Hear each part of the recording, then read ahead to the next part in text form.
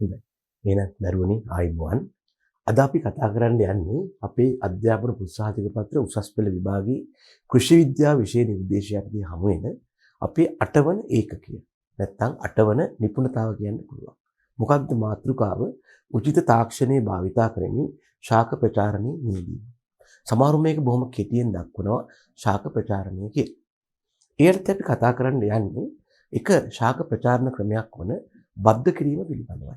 දැන් මම මෙතෙන්දි කියන්න කැමති ඉස්සෙල්ලාම දරුවනේ මේ බද්ධ කිරීම තියෙන්නේ මේ ශාක ප්‍රචාරණ ක්‍රමවල කොතනද කියලා.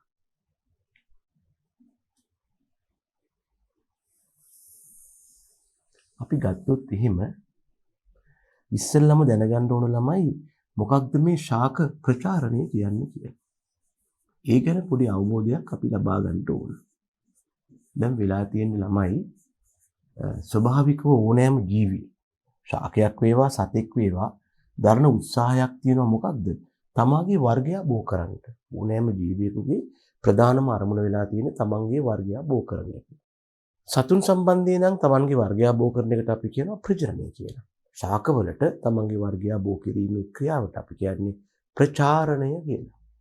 එතකොට ශාකයක් මගින් තමන්ගේ දුහිතෘ ශාකයක් නිපදවීමේ ක්‍රියාවට අපි කියනවා ශාක ප්‍රචාරණය කියලා. එතකොට ළමයි දැනගන්න මේ ශාකයක් මගින් දුහිතෘ ශාක නිපදවීම හේවත් ශාක ප්‍රචාරණය කරන්න පුළුවන් ප්‍රධාන ක්‍රම දෙකක් තියෙනවා. එකකට අපි කියනවා බීජ ප්‍රචාරණය හේවත් ලිංගික ප්‍රචාරණය කියලා. බීජ ප්‍රචාරණය හේවත් ලිංගික ප්‍රචාරණයේදී වෙන්නේ මේ ජන්මාණු කියලා ප්‍රජනනය සඳහාම හැඩගැසුණු සෛල තියෙනවා. ඒ ජන්මාණු කියන ප්‍රජනනය සඳහාම හැඩගැසුණු සෛල වලින් දුහිතෘ ශාක නිපදවනවා. මෙන්න මේකට අපි කියනවා ලිංගික ප්‍රචාරණය. එහෙම නැත්නම් සමහරු කියනවා බීජ ප්‍රචාරණය කියලා.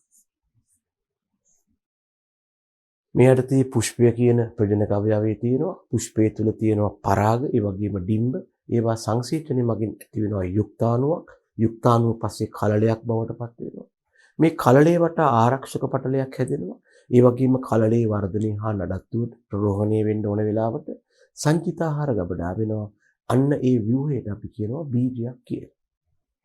කලලයක් තියෙනවා. කලලේ කියන්නේ අක්‍රිය හා කුඩා බීජාණුශාකයක්. ජන්මාණු දෙකක් හාවීමෙන් නැති වෙලා තියෙන්නේ. සංචිතාහාර තියෙනවා. මේක භ්‍රූණ පෝෂය කියන කොටස තියෙන්න පුළුවන්. එහෙම නැත්නම් කලලේම කොටසක් වන බීජපත්‍ර වල තියෙන්න පුළුවන්. මේ කලලේ හා සංචිතාහාර වලට ආරක්ෂාව සපයමින් මේ වගේ ආරක්ෂක පටලයක් තියෙනවා. සමහරු මේකට කියාවේ බීජාවරණය කියලා. ඉතින් මෙන්න මේ බීජය කියන ව්‍යුහය තමයි ළමයෝ ශාකයක ලිංගික ප්‍රචාරණයේදී දායක වෙන්නේ. මෙයා කලලය. එතකොට ඊළඟට මේ බීජයේ තියෙන කලලය සක්‍රීය වර්ධනය වෙලා බීජාවරණය පලාගෙන එළියට එනවා. මේකට සමහරු කියයි බීජ ප්‍රරෝහණය කියලා. මේකෙන් ඉතින් ශාක ලබා ගන්නවා. මේ ලබා ගන්න දුහිතෘ ශාක නිපදවීමට තමයි ළමයෝ ඔය ලිංගික ප්‍රචාරණය කියලා කියන්නේ. ඔය ලිංගික කියන්නේ මෙතන ජන්මාණු හාවීමක් වුණා කියන එකයි. දැන් මේ සතුන්ට නැති ශාකවලට ආවේනික විශේෂ ලක්ෂණයක් තියෙනවා. ඔකට සමහරු කියනවා ළමයෝ ටෝටිපොටෙන්සි කියලා. සමහරු කියනවා සෛලීය ජනක විභවය කියලා. ඒ ගැනම පොඩි වචනයක් මතක් කරන්න කැමතියි මෙතන. මේක විශේෂයෙන්ම ශාකවලට තමයි තියෙන්නේ. මොකක්ද මේ හැකියාවට අපි කියන්නේ? මේකට අපි කියනවා සෛලීය ජනක විභවය කියලා.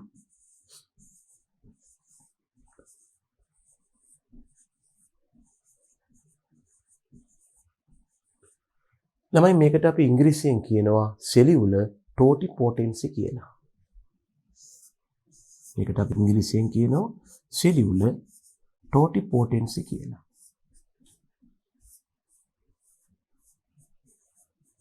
මොකක්ද මේ කියන්නේ? යම් ශාකයක හමුවන ඕනෑම තනි සෛලයකට පවා යෝග්‍ය තත්ත්වයටදී වර්ධනය වෙලා විකසනය වෙලා සම්පූර්ණ දුහිතෘ ශාකයක් බවට පත් වෙන්න පුළුවන්. ඉතින් ඒ නිසා ළමයි විශේෂත්වය මොකක්ද? සතෙක්ගේ හෝ සතුන්ගේ වගේ නෙමෙයි ශාකවල තියෙන තනි සෛලයකට පවා වර්ධනය වෙලා විකසනය වෙලා සම්පූර්ණ මෞෂාකීය වගේම කෙනෙක් බවට පත් වෙන්න. ඉතින් මේ සතුන්ගේ නැති මේ ශාකවල තියෙන මේ සෛලීය ජනක විභවය කියන ලක්ෂණය හන්දා මොකද වෙලා තියෙන්නේ? ශාකවල පවතින තනි සෛල වේවා සෛල එකතු වීමෙන් සෑදෙනු පටක වේවා. දැන් අපි දන්නවනේ සංවිධානයක් තියෙනවා. සෛල තියෙනවා. සෛල එකතු වෙලා ක්‍රියාවෙන් හා සම්භවයෙන් පොදු තත්වයක් වුණොත් පටකයක් වෙනවා. පටක ගණනාවක් වෙලා පොදු ක්‍රියාවකට සෑදුණු එකකට අපි කියනවා අවයවයක් කියලා. මේ අවයව එකතෙන් ශාකයක හමු වන කඳ, පත්‍ර, පුෂ්ප, ඵල මේවා අවයව. ශාකයක හමු වන සනාල පටකය, ෆ්ලෝයම පටකය, ශෛලම පටකය මේවා පටක. ශාකයක හමු වන මුදුස්තර සෛල, දුරුස්තර සෛල, ස්ථූල කෝණාස්තර සෛල මේවා සෛල. මේක තමයි ශාකයක සංවිධාන මට්ටම කියන්නේ. අවයව එකතු වෙලා තමයි ළමයි ඔය අපි කතා කරන බහුසෛලීය ශාකයේ ගොඩනැගිලා තියෙන්නේ. එතකොට මෙන්න මේ සෛලීය ජනක විභවයෙන් කියන්නේ යම් ශාකයක හමුවන ඕනෑම තනි සෛලයකට පවා යෝග්‍ය තත්වයටදී වර්ධනය හා විකසනය වෙලා දියුණු ශාකයක් බවට නැත්නම් දුහිතෘ ශාකයක් බවට පත් වෙන්න පුළුවන් බවයි. ඉතින් ඒ නිසා මොකද වෙලා තියෙන්නේ? හැබැයි මේ හැකියාව සතුන්ට නෙවෙයි. ඒ නිසා සතුන්ට නැති වුණාට ශාකවලට තියෙන නිසා සමහර වෙලාවට තනි ශාක සෛලයක් වගා කිරීමෙන් පවා යෝග්‍ය තත්ත්වයටදී සම්පූර්ණ දුහිතෘ ශාකයක් ගන්න පුළුවන්. ඉතින් මෙන්න මේ විදිහට ශාකයක හමු වන තනි සෛලයකට පවා තව සෛලයක් එක්ක හාවෙන්නේ නැත්නම් ජන්මානු හාවීමක් නැත්නම් කෙලින්ම ශාකයක් බවට උනත් පත් වෙන්න පුළුවන්. මෙන්න මේකට අපි කියනවා වර්ධක ප්‍රචාරණය. එයි ශාකයක හමු වන වැඩින කොටස් වෙන්න පුළුවන් මේ සෛල, මේ පටක, මේ අවයව. ශාකයක හමු වන කඳ, පත්‍ර, මුල්, ඵල මේවා වර්ධක කොටස්. මේ වගේ වර්ධක කොටස් වලින් දුහිතෘ ශාක ලබන්න පුළුවන් හන්දා මේ සෛලීය ජනක විභවයේ හන්දා මේකට කියනවා වර්ධක ප්‍රචාරණය කියලා. අනික් අතට මෙහිදී අර බීජ ප්‍රචාරණයේදී වගේ ජන්මානු හාවීමක් උනේ නැති නිසා ජන්මානු හාවුනොත් එතන ලිංගික ප්‍රචාරණයක් තියෙනවා. මෙතන ජන්මානු හාවීමක් නොවුණු නිසා මේකට සමහරු කියනවා අලිංගික ප්‍රචාරණය කියලා. හරි. ඉතින් ඒ නිසා අපි මේ සෛලීය ජනක විභවය මගින් ලැබුණු ශාකවලට පමණක් ආවේනික වුණු වර්ධක ප්‍රචාරණයේ හෙවත් අලිංගික ප්‍රචාරණයක් කියන එකක් අපිට හම්බ වෙනවා. සතුන්ගේ මෙහෙම එකක් නැහැ. සතුන්ගේ මෙහෙම එකක් නැති වෙන්න හේතුව සත්ව සෛලවලට මේ ශාක සෛලවලට වගේ අධික සෛලීය ජනක විභව හැකියාවක් නැතිවීම නිසා. ඉතින් ඒ නිසා මේ ශාක ප්‍රචාරණ ක්‍රම එක පැත්තකින් ලිංගික ප්‍රචාරණ ක්‍රම වෙනවා වගේම අනික් පැත්තෙන් අපිට හම්බ වෙනවා ළමයි අලිංගික ප්‍රචාරණය හෙවත් වර්ධක ප්‍රචාරණ ක්‍රම විදිහට. මේකට අලිංගික කියලා කියන්නේ ළමයි මෙහිදී ජන්මානුහා වීමක් නොවන නිසා වර්ධක කියලා කියන්නේ ශාකයේ හමු වන වැඩෙන හෙවත් වර්ධනය වන කොටස් වලින් දුහිතෘ ශාක නිපදවන නිසා. එතකොට ශාකවල හට ගන්නා මේ වර්ධක හෙවත් අලිංගික ප්‍රචාරණ ක්‍රම අතර විවිධත්වයක් තියෙනවා. ඒ නිසා අපිට මේක වර්ග කරන්න පුළුවන්. කොහොමද වර්ග කරන්නේ? මේක අපිට ප්‍රධාන ක්‍රම දෙකකට බෙදන්න පුළුවන්. එකක් තමයි ස්වභාවික වර්ධක ප්‍රචාරණ ක්‍රම.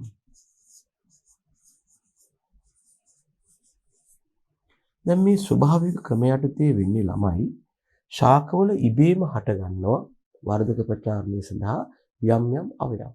අපට පුළුවන් මේ අවයව මව් ශාකයෙන් වෙන් කරලා හිටවන්න. එහෙම නැත්නම් සමහර වෙලාවට ස්වභාවිකවම මේ අවයව මව් ශාකයෙන් වෙන් වෙලා තව ශාකයක් බවට පත් වෙනවා.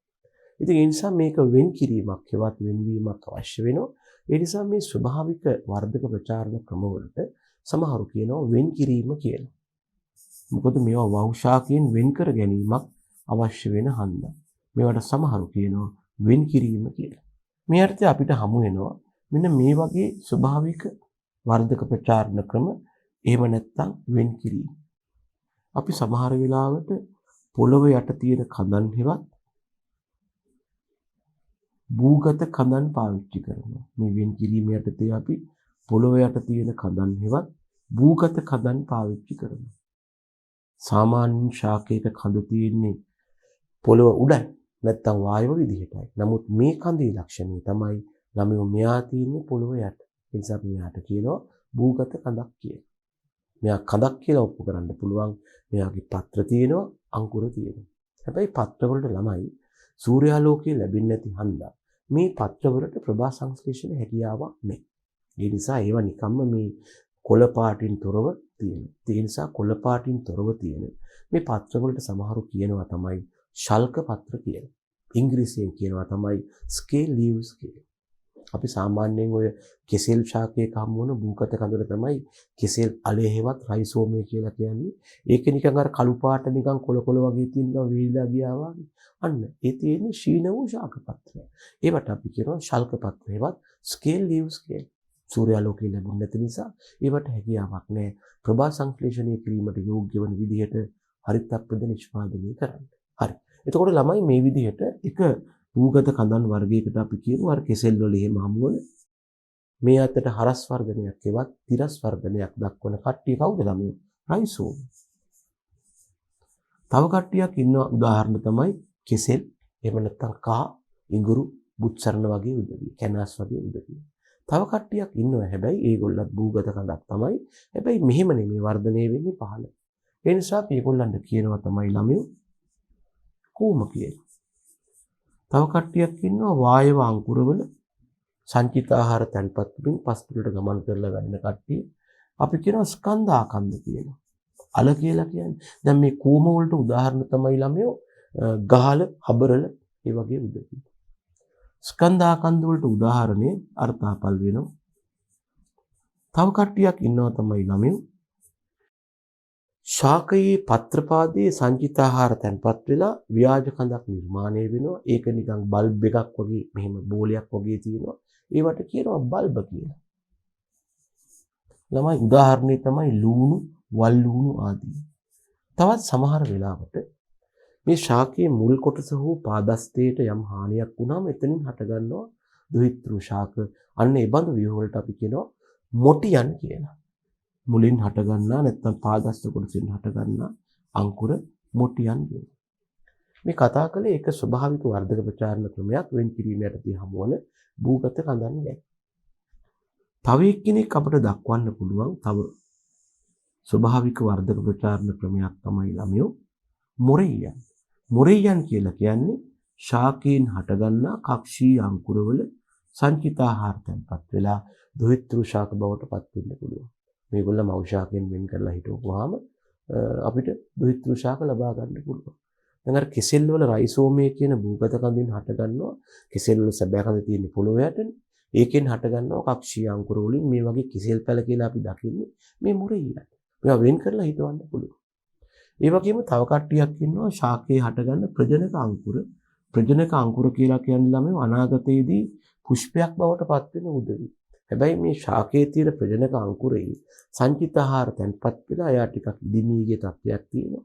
ශාකේ පරිණත වුණාම මේ ප්‍රජනක අංකුරේ හෙවත් මෙයාට සමහරු කියනවා බල් බිල කියලා.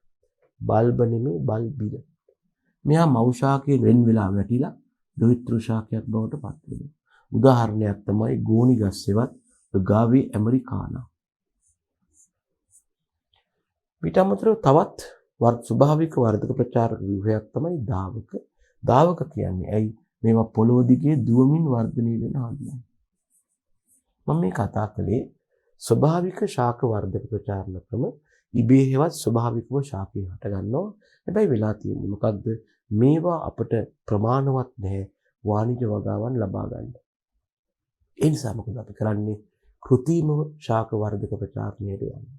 එහෙනම් ළමයි මේ ශාක වර්ධක ප්‍රචාරණ ක්‍රම මට බෙදන්න පුළුවන් ආපහු මේ බෙදලා තියෙන විදිහටම ස්වභාවික ක්‍රම එකයි. අනික මොකක්ද ළමයි? මම පහලටම අරන් යන්නම් ඊතලය. අනික තමයි කෘත්‍රිම ශාක වර්ධක ප්‍රචාරණ ක්‍රම. කෘත්‍රිම ශාක වර්ධක ප්‍රචාරණ ක්‍රම. ඇයි එහෙම දෙයකට මම ගිහින් තියෙන්නේ? ස්වභාවිකව ලැබෙන වර්ධක ප්‍රචාරණේ මට ප්‍රමාණවත් නෑ. ඒ නිසා මට සිද්ධ වෙලා තියෙනවා මම යොදා ගන්න ක්‍රම යොදන්න. වාණිජ්‍ය මට්ටමේ පැල ලබා ගන්න මේ ස්වභාවික ක්‍රම ප්‍රමාණවත් නැති නිසා මම මෙන්න මෙතනට එනවා කෘත්‍රිම ශාක වර්ධක ප්‍රචාරණ ක්‍රමවලට. මිනිසා විසින් වාණිජ්‍ය මට්ටමින් ශාක නිපදවන්න කරන දේ. ළමයි දැන් මේ කෘත්‍රිම ශාක වර්ධක ප්‍රචාරණ ක්‍රම යටතේ මේවා මිනිසා විසින් යොදන ක්‍රමයි. අපට ක්‍රම කීපයක් තමයි හම්බ වෙන්නේ. මොන වගේ ක්‍රමද? එකකට අපි කියනවා ළමයි මුල් ඇදීම කියලා. කිසියම් ශාක කොටසක් මව් ශාකයෙන් වෙන් කරලා අරගෙන මුල් ඇදීමට යෝග්‍ය තත්ත්ව ලබා දීලා මුල් අද්දවල දුහිතෘ ශාක ලබා ගැනීමට කියනවා මුල් ඇද්දීම කියලා. සමහර ශාකවල කඳ කොටස්, සමහර ශාකවල පත්‍ර කොටස්, සමහර ශාකවල මුල් කොටස් මුල් අද්දනවා තමයි. දෙවනුව එකක් තියෙනවා. දැන් මෙහෙම ප්‍රශ්නයක් තියෙනවා ළමයි. මේ මුල් අද්දවන්න ගියාම සමහර ශාක වර්ග තියෙනවා. එයා මව් ශාකයෙන් වෙන් කරලා මුල් අද්දවන්න ගියාම සාර්ථකව මුල් අදින්නේ නැහැ. ඒ වගේ අයට හොඳම වැඩේ මොකක්ද? අදාළ ශාක කොටස මව් ශාකයට සම්බන්ධව තියෙද්දිම මුල් අද්දවීමට යෝග්‍ය තත්ත්ව ලබා දීලා මුල් අද්දවන එකයි.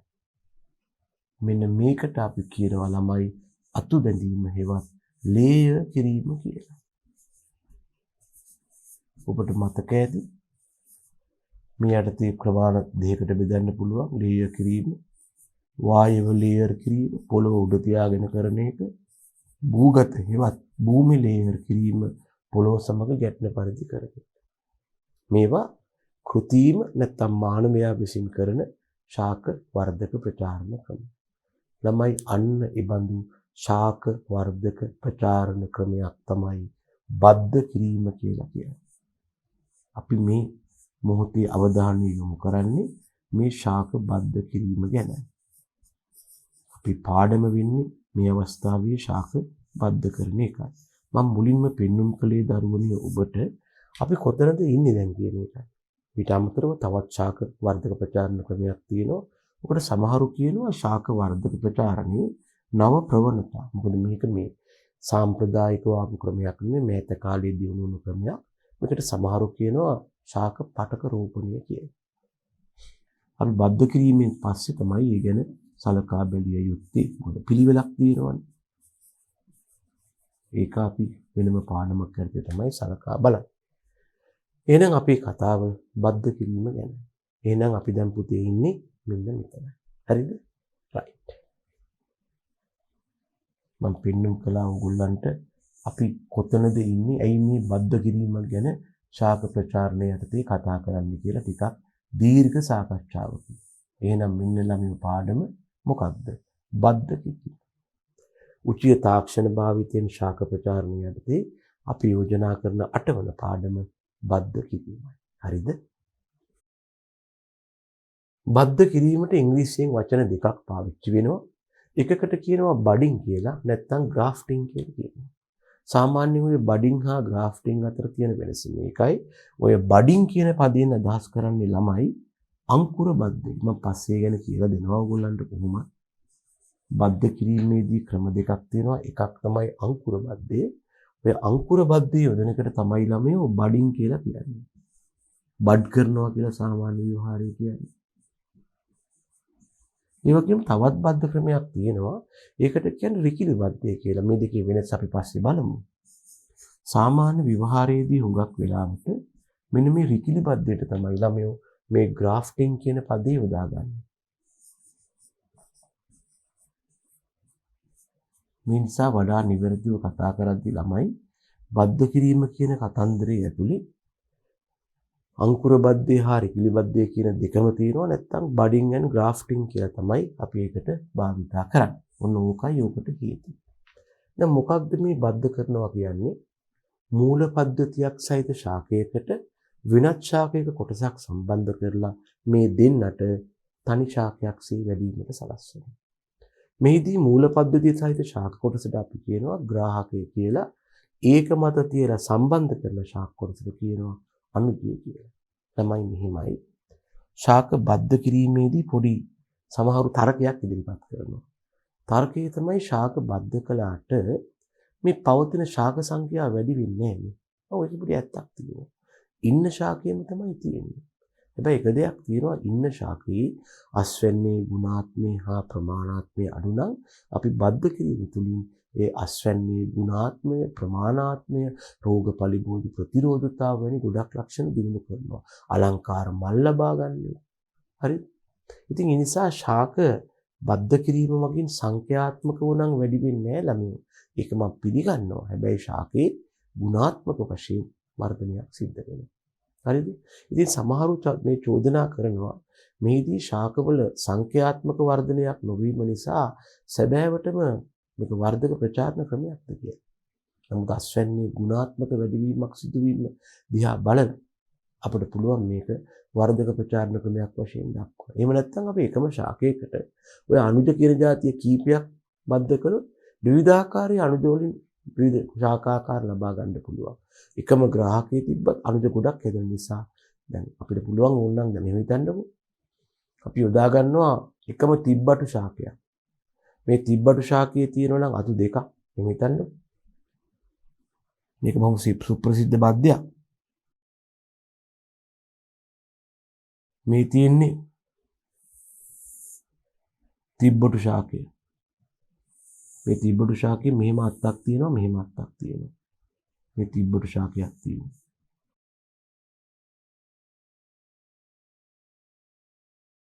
සොලනම් සෙරණික වගේ මට මතකයක් විද්‍යාත්මක නාමයේ අපි මෙන්න මේ අත්තට බද්ධ කරනවා එක වම්බටු අංකුරයක් උදාහරණයක් මම නිකමට කියන්නම් වම්බටු වර්ගයක් තියෙනවා වම්බටු සොලනම් මෙලොන්ජිනා SM 164 කියලා. එක්තරා වම්බටු ප්‍රභේදයක් තියෙනවා. තව වම්බටු ප්‍රභේදයක් තියෙනවා මේකට අපි කියනවා ළමයි මේ ලෝකල් සිලෙක්ෂන් එකක් එවත් දේශීය වහමුණ වගාවකින් තෝරගත්ත එක්කෙනෙක් ලේන ඉරි කියලා. මේ වම්බටු වර්ග දෙකක්.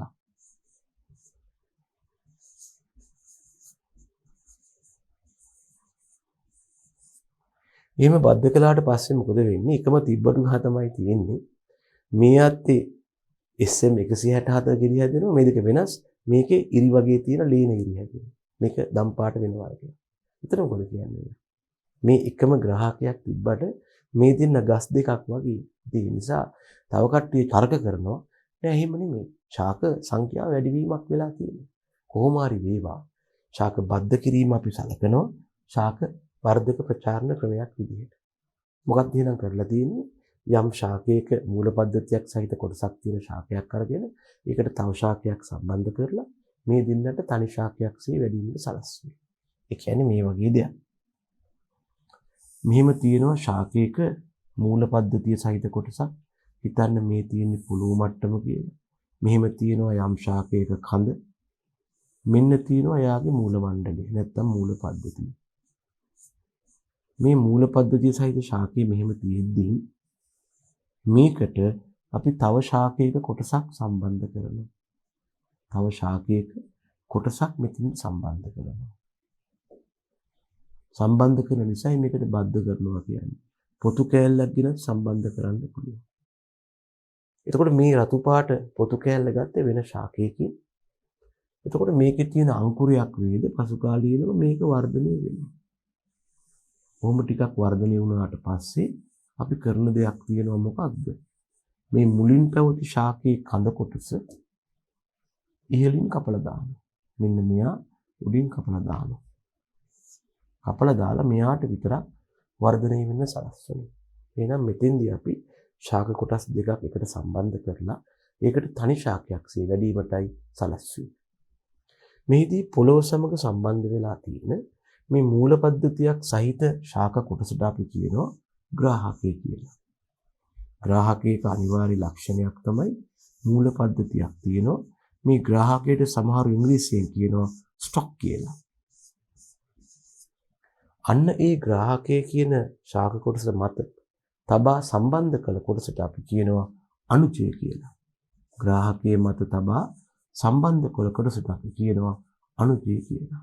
මේකට සමහර ඉංග්‍රීසියෙන් කියනවා ළමයෝ සයන් කියලා. සයන්ස් නෙමෙයි සයන්.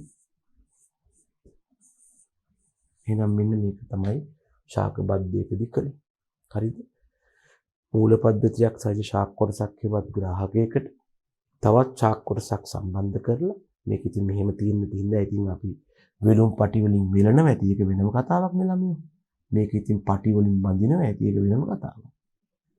මේ දෙකකට සම්බන්ධ කරලා තනි ශාකයක්සේ වැඩිවීමට සලස්වනවා. මේදී මූල පද්ධතියක් සහිත පොළොව සමග සම්බන්ධ වෙන එක්කෙනා ග්‍රාහකයේ වන අතර ඒ මත තබා සම්බන්ධ කරන එක්කෙනා අනුජය වෙනවා. ඒ ගැනයි අපි මේ කිව්වේ. හරිද? ඔන්න ඕක තමයි ළමයි ඉතින් ඔය බද්ධ කරනවා කියන්නේ. මෙතන කියලා තියෙනවා මේදී මූල පද්ධතිය සහිත ශාක කොටස ග්‍රාහකයේ මම ස්ටොක් එක කියලා කිව්වා. වන අතර ඒ මත තබා සම්බන්ධ කරන ශාක කොටස අනුජයද. මම කිව්වා සයන් එක කියලා. බලන්න ඊළඟට මොකද්ද කියන්නේ කියලා. බද්ධ කිරීමේ මූල ධර්මය මොකක්ද කියලා අහනවා. මූලික වශයෙන් බලපාන්නේ මම අර කිව්ව කතාව මොකක්ද ළමයි? සෛලීය ජනක විභවය. cellular totipotency. මොකක්ද වෙන්නේ ළමයෝ? යම් ශාකයක පවතින ඕනෑම තනි ශාකයිලයකට පවා යෝග්‍ය තත්වයටදී වර්ධනය හා විකසනය මගින් සම්පූර්ණ දුහිතෘ ශාකයක් බවට පත්වීමේ හැකියාවක් හෙවත් විභවයක් තියෙනවා. ඕකට අපි කියනවා ළමයෝ සෛලීය ජනක විභවය කියලා. ශාක සෛලවල ඕක උපරිමයි. ඒකයි අපිට ශාකවලට බද්ධ කරන්න පුළුවන්. අපි ශාකයක කොටසක් අතු කෑල්ලක් වෙන්න පුළුවන්. කපලා යම් තැනක වගා කළොත් හිටෙව්වොත් ඒකෙන් දුහිතෘ ශාකයක් ලැබෙනවා. මොකද ශාක සෛලවල මේ සෛලීය ජනක විභවය තියෙනවා. මෙහෙම හිතන්නකෝ. පාරේ යන බල්ලෙක් කලලා කකුලක් කපලා හිටවනවා. බලු පැටියෙක් හම්බ වෙනවා. එහෙම වෙන්නේ නැහැ. මොකද සත්ත්ව සෛලවල ළමයෝ ඔය සෛලීය ජනක විභවය නෑ. ඇයි ඒ? ළමයෝ මෙහිමයි සත්ත්ව සෛල තමන් කරන වැඩේට හැඩගැහෙනකොට ඉතා අධික විකසනයකට හෙවත් රූපීය ලක්ෂණ වෙනස් වීමකට අපි කියනවා මොඩිෆිකේෂන්ස් වලට ලක් වෙනවා. කොච්චර මොඩිෆයි වෙනවද කිව්වොත් ඔය මොඩිෆිකේෂන් අවසානයේ එයාගේ මල්ටිප්ලිකේෂන් ඇබිලිටි එක හෙවත් ගුණනන හැකියාව නැති වෙනවා. ඔබ දන්නවා ඇති මානව සතුන්ගේ සෛලවල තියෙනවා දේහවල තියෙනවා එක්තරා සෛල වර්ගයක් නියුරෝන හෙවත් ස්නායු සෛල කියලා. ස්නායු සෛලයක් ගත්තාම මේක ඊටාම සංකීර්ණ බව ඔබට මතකයි. එතකොට මේ ස්නායු සෛලයක් එයා කරන්නේ පණිවිඩ හුවමාරු කරන එකයි. ඒ තමන්ගේ ක්‍රියාවට මේක සාමාන්‍ය සත්ත්ව මුදුස්තර සෛලයක්. නමුත් ඊටා අධිකව මොඩිෆයි වෙනවා. එයා නියුරෝන් එකක් හෙවත් ස්නායු සෛලයක් බවට පත් වෙනවා. මම නිකන් බාලිබි කරන දරුවන්ට කියන්නේ. ඉතින් එයා කොච්චර මොඩිෆයි වුණාද කිව්වොත් මේ මොඩිෆිකේෂන්ස් අවසානයේ මොකද වෙන්නේ? එයාගේ මල්ටිප්ලිකේෂන් ඇබිලිටි එක හෙවත් ගුණන හැකියාව සම්පූර්ණයෙන් නැති වෙනවා. ඒකනේ කියන්නේ ළමයෝ ස්නායු සෛල මරුණා තමයි ආය ඇති වෙන්නේ කියලා. මේ මානසිකව. විශේෂයෙන් ඔය ඇල්කොහොල් වගේ දේවල් පානය කරපුවාම මොළයේ තියෙන ස්නායු සෛල මැරෙනවා. එතකොට ඒවා ආපහු පුනර්වර්ධනය වෙන්නේ නැහැ කියන එක තමයි වෛද්‍ය මත. ඒකට හේතුව මොකක්ද? මේවා ගුණණය වෙනකොට කොච්චර ගුණණය වෙනවද කිව්වොත් ඒගොල්ලන්ගේ අර මුලින් තිබිච්ච නැත්නම් මේගොල්ල කොච්චර මොඩිෆයි වෙනවද කිව්වොත් කොච්චර වෙනස් වෙනවද කොච්චර විකරණය වෙනවද කිව්වොත් ඒගොල්ලන්ගේ මුල තිබිච්ච ගුණ හැකියාව නැති වෙනවා. ශාක සෛල වල එහෙම කතාවක් නෑ. ඒකයි අපි ශාක වලට වර්ධක ප්‍රචාරණය ගැන කතා කරන්නත් සතුන්ගේ ඉත්තරය ගැන කෑකෝ ගහන්න නැතුව ඉන්නත් හේතුව. හරිද? right. එතකොට ළමයෝ මේකට බලපාන මූලධර්මය අපි කිව්වා එහෙනම් සෛලීය ජනක විභවය කියලා. මේක උපරිමව තියෙනවා ශාකවල. අන්තිම පාරට කියනවා නම් මොකද්ද ශෛලීය ජනක විභවය කියන්නේ? ශාකයක හමුවන යම් ශාකයක හමුවන ඕනෑම තනි සජීවී සෛලයකට පවා යෝග්‍ය තත්වයටදී වර්ධනය හා විකසනය මගින් සම්පූර්ණ දුහිතෘ ශාකයක් බවට පත්වීමට ඇති හැකියාව හෙවත් විභවය. හරිද? එතකොට දැනගන්න මීට අමතරව ශාකයක ඇති ජීවී සෛලයකට Tamanට ලැබෙන තත්ත්ව අනුව ඕන දෙයක් බවට හැඩගැහෙන්න පුළුවන්. දැන් උදාහරණයක් වශයෙන් හිතන්න ළමයෝ ශාකයක තියෙනවා තනි මෘදුස්තර සෛලයක්.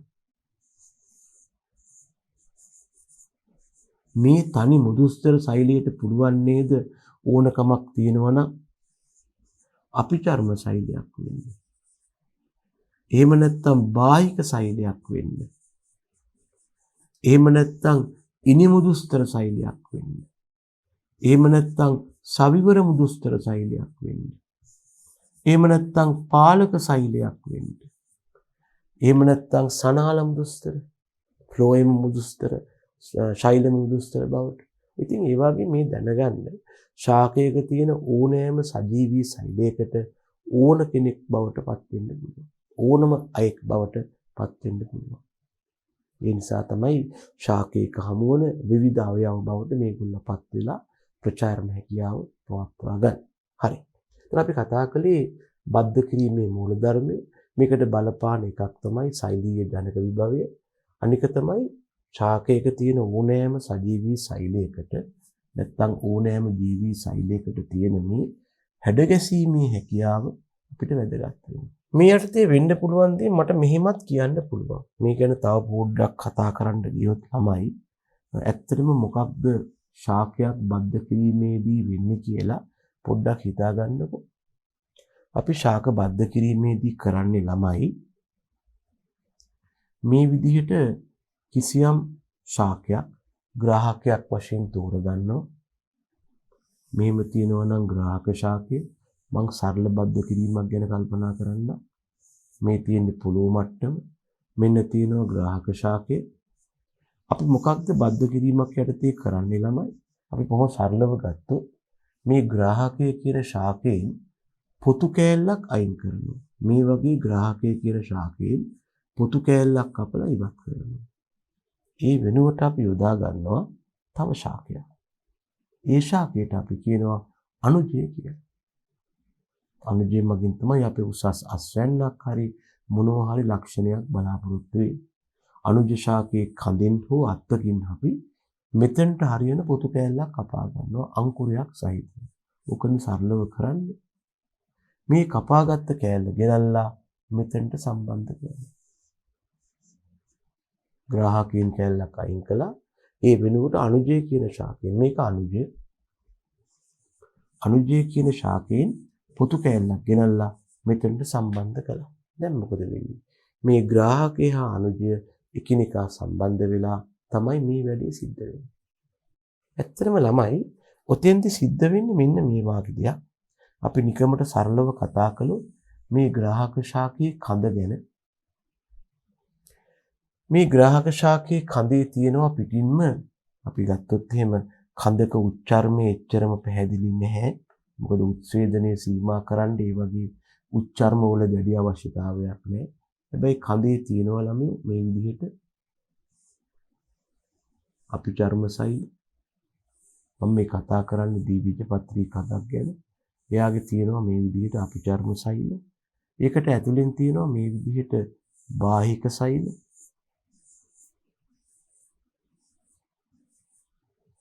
කන්දේ අන්තස්චර්මය හා පරිචක්‍රය එච්චර පැහැදිලි නැහැ කියලා හිතන්නකො ළමයි. ඒවා අදාළ නැහැ කියලා හිතන්නකො. ඊළඟට කඳක හරස්කඩ තුල මොනවද තියෙන්නේ? සනාල කලාප තියෙනවා. සනාල කලාප මෙන්න මේ විදිහට අරීය විදිහට නැත්තම් පොදු කේන්ද්‍රයක් වශයෙන් විහිදී පවතිනවා. මේ තියෙන්නේ සනාල කලාප. පොදි වශයෙන් තියෙනවා සනාල කලාප. මෙන්න මේ විදිහට. හරිද? ඔන්න ඕක තමයි තත්ත්වය. තමයි මේ සනාල කලාප ගත්තාම මේ සනාල කලාපවල පිටපැත්තේ කවුද ඉන්නේ? මේ තියෙන්නේ සනාල කලාප නම් මේ සනාල කලාපවල ළමයි පිටපැත්තේ ඉන්නවා ෆ්ලෝයම. මෙන්න තියෙනවා සනාල කලාපවල තියෙන ෆ්ලෝයම.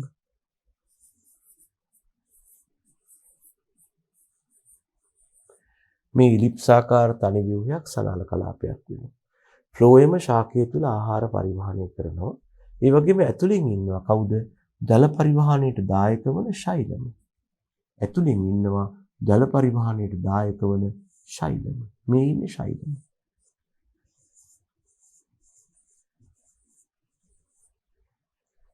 මේගොල්ල ජලය පරිවහනය කරනවා, මේගොල්ල ආහාර පරිවහනය කරනවා. මේ ශෛලම හා ෆ්ලෝයම අතර ඉන්නවා කවුද ළමයි? අන්තෂ්කලාපීය කැම්බියම්. ශෛලම හා ෆ්ලෝයම අතර ඉන්නවා මෙන්න මෙතන. කලාපයේ තුල ඉන්න හේවත් අන්තෂ්කලාපීය කැම්බියම්.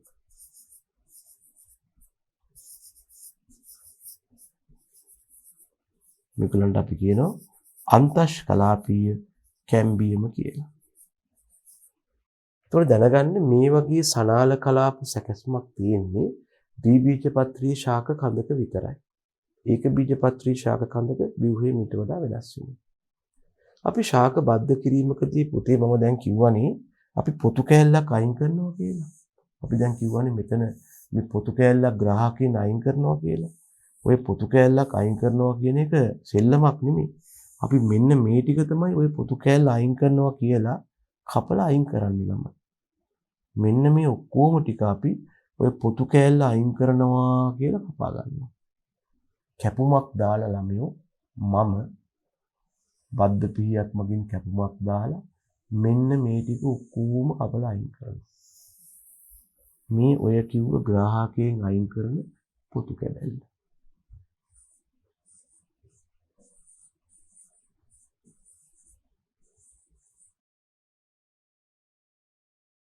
ග්‍රාහක කන්දේ පොතු කැබැල්ලක් අයින් කළා කිව්වම මේ ඔක්කොම ටික අයින් වෙනවා. කවුද අයින් වෙන්නේ?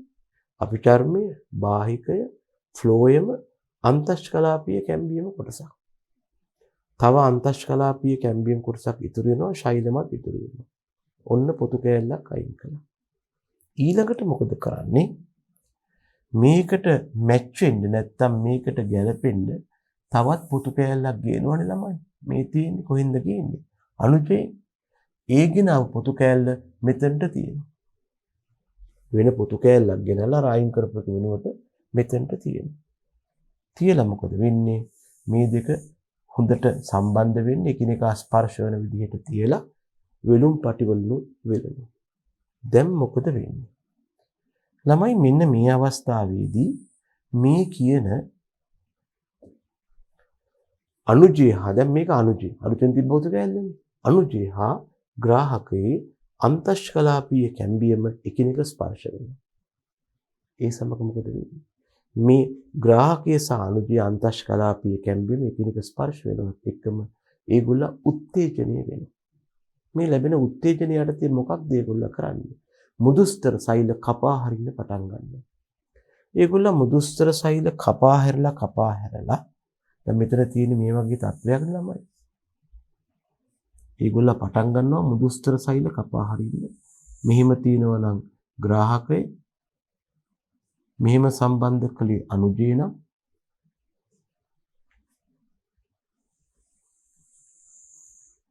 මේ තියෙන අණුජය කියන පුතු කැලල නම් මේ තියෙන ග්‍රාහකේ නම් මේ රූපෙමයි මේ ඇඳේ. මේ තියෙන අණුජය නම් දැන් ශාක බද්ධ කිරීමේදී අණුජය හා ග්‍රාහකේ එකිනෙක ස්පර්ශ කරපුවාම නැත්නම් එකිනෙක සම්බන්ධ කරපුවාම මොකද වෙන්නේ? ග්‍රාහකයේ හා අණුජයේ තියෙන අන්තෂ්කලාපීය කැම්බියම එකිනෙක ස්පර්ශ වෙනවා. මේ ලැබෙන ස්පර්ශයේ ප්‍රතිඵලය තමයි ග්‍රාහකයේ හා අණුජයේ අන්තෂ්කලාපීය කැම්බියම උත්තේජනය වෙලා මුදුස්තර සෛල කපා හරින්න පටන් ගන්නවා. මේ කපා හරින මුදුස්තර සෛල මගින් මේ ග්‍රාහකයේ සහ අණුජය අතර තියෙන මෙන්න මේ ગેප් එක නැත්තම් මේ හිඩස පිය වෙනවා. පිය වුණාම නිකන් ඉබේම මෙයාට මෙයා ඇලෙනවා. මේ හිඩස මුදුස්තර සෛල මගින් පිය වෙනවා විතරක් නෙවෙයි මේ මුදුස්තර සෛල අවශ්‍යතාව පරිදි එක්ක ෆ්ලෝයම එහෙම නැත්නම් කැම්බියම ආදී බවට පත් වෙලා මේ ග්‍රාහකයා අණුජය අතර සනාල සම්බන්ධතාව ඇති කරනවා. ඊට පස්සේ ග්‍රාහකය කියනවා අණුජය කියන්නේ පිට එක්කෙනෙක් නෙවෙයි මගේම කොටසක්. මොකද මාත් එක්ක සනාල සම්බන්ධයක් තියෙනවා.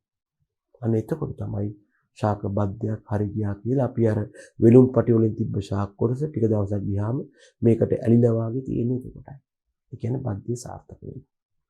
එහෙනම් සාර්ථකව ශාක බද්ධ කිරීමට මේ ග්‍රාහකයා අණුජයේ අන්තෂ්කලාපීය කැම්බියම එකිනෙක ස්පර්ශ වීම වැදගත් වෙනවා.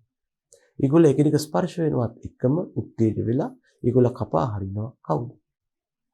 මුදුස්තර සෛල. මේ කපා හරින මුදුස්තර සෛල අවශ්‍යතාව විදියට එක්ක කැම්බියම බවට එහෙම නැත්නම් ෆ්ලෝයම බවට නැත්නම් වෙන කවුරු හරි බවට පත් වෙලා ග්‍රාහකයා අණුජය අතර සනාල සම්බන්ධතාව පවත්වා ගන්නවා.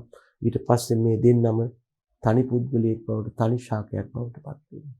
ඕක තමයි ශාක බද්ධ කිරීමේ වඩාත් විස්තර කායික විද්‍යාත්මක පදනම. හරිද?